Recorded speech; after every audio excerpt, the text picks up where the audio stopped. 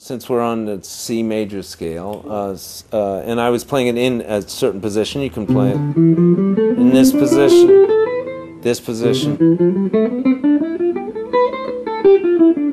You know, there's different fingers for different positions, but basically, that's, you can play it in positions all over the neck, but that's going this way. You can also play it up and down you know, whichever, vertically or horizontally, I don't know which is which. But you can do it this way too. So the way I would practice that is, once again, slowly and in time. First of all, if you're practicing, we'll take C major as an example, C major scale, and practice, play the C first, so you hear all the notes relative to C. So, and maybe sing the C, keep it in your brain. And I'm starting on the lowest possible place on this low string right now, and going all the way up and down the neck. No real fingering, just to kind of learn the notes, especially the notes up here. No one knows the notes up here. And so this, you have to know them, kind of. I'm singing a C, so I don't hear this as some kind of E Phrygian. You know what I mean? If I'm starting an E, I might... So I'm trying to hear these notes in relation to. So, same thing on this string, all the way up and all the way down.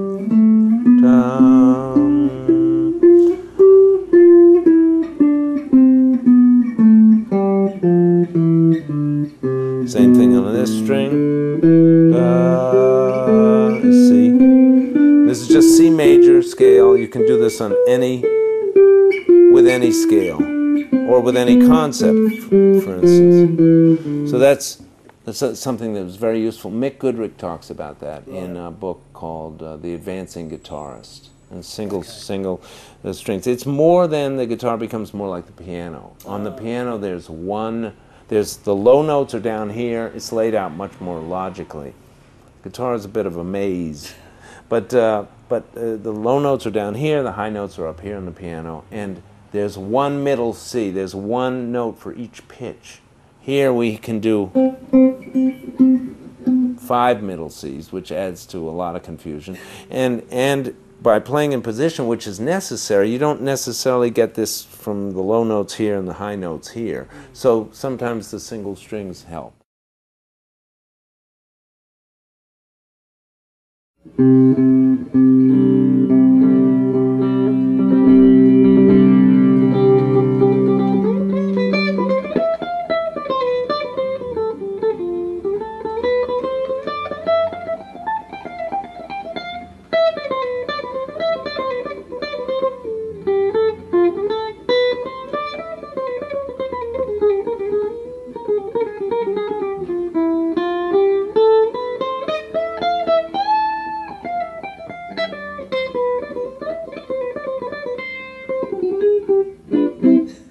Cheated. I went to some other strings, okay. But basically the idea is one string. You can do a lot of melodies just with one string, which is a great thing if you're trying to get out of licks.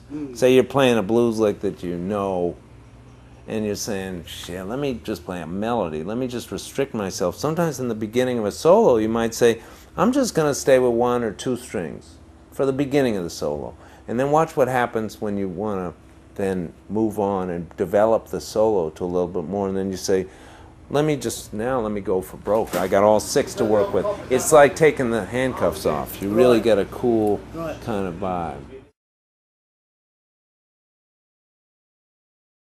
I've done a lot of you know, just in learning how to read on the guitar, I picked a lot of Bach stuff to read, and so there's a lot of really cool stuff. At the same time you're learning how to read, you hear some really beautiful melodies.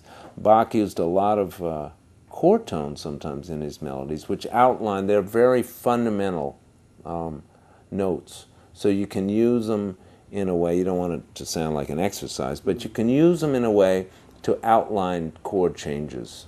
And you don't need chords or a bass. You'll hear the chord changes. Yeah. For instance, there's a book that I've worked out of a lot called Sonatas and Partitas by Bach, and it's violin, it's for violin. and there's not a lot of chords. A violin can play. A violin player can play. So you get a lot of single note pieces that there's a lot of harmony implied, because he uses like a lot of chord tones, and so sometimes you can go back and look at those kind of things and analyze them and see what he's thinking. So that's very helpful to me in terms of. Could you possibly give us an idea? Yeah, in terms of when I'm playing though, sometimes solo, some of that stuff comes out too. Oh right. Yeah. So, well, one Bach piece is, I can't really play this stuff. So this is not for me to perform a Bach piece, because Bach is rolling over in his grave and he hears this shit. But the idea is, the piece, if I can remember it.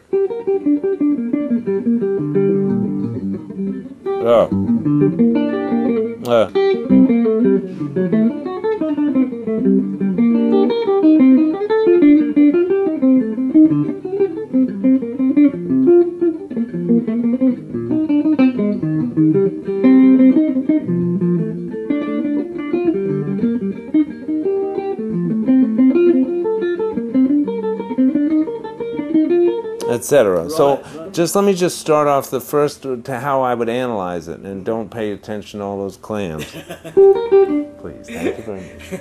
So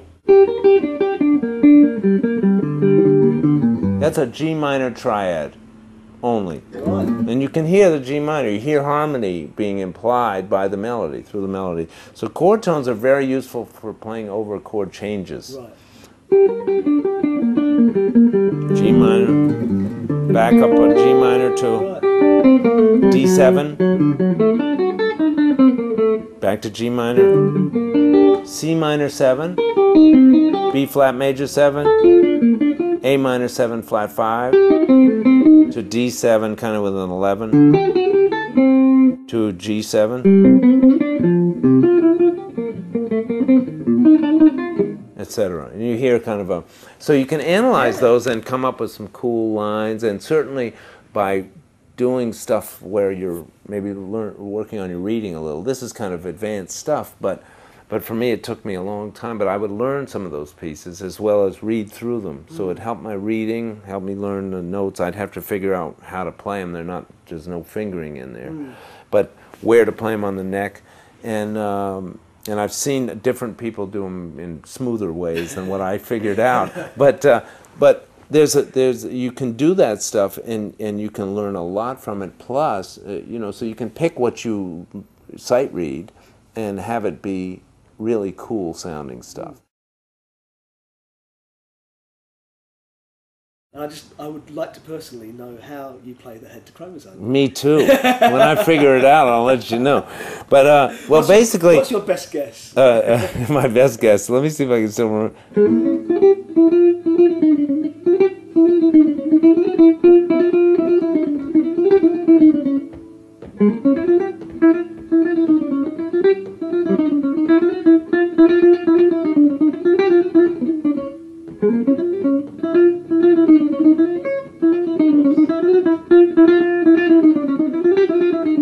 Something like that.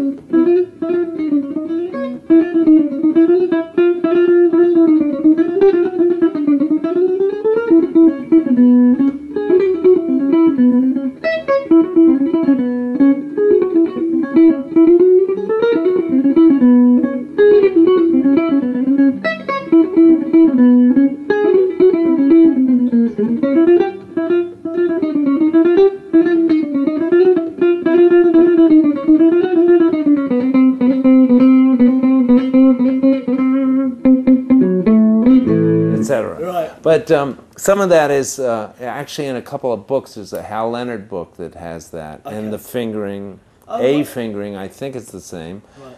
People play it in different ways, I've noticed, and I play it hopefully in this way, and usually it's best doubled with some other instrument, like a saxophone, who can usually play it better than me, and I get half the notes and he gets most of them. And between the two of us, it's cool.